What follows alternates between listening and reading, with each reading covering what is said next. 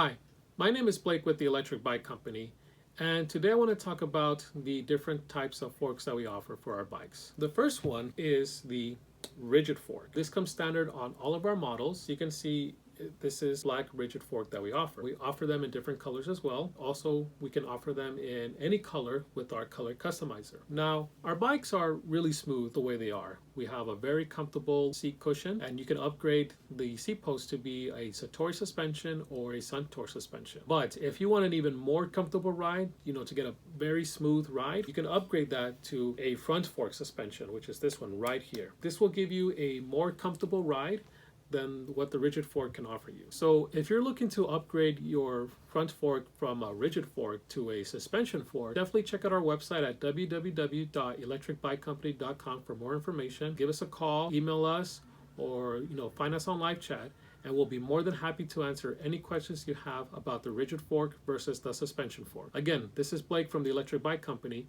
and as always, safe travels and happy riding.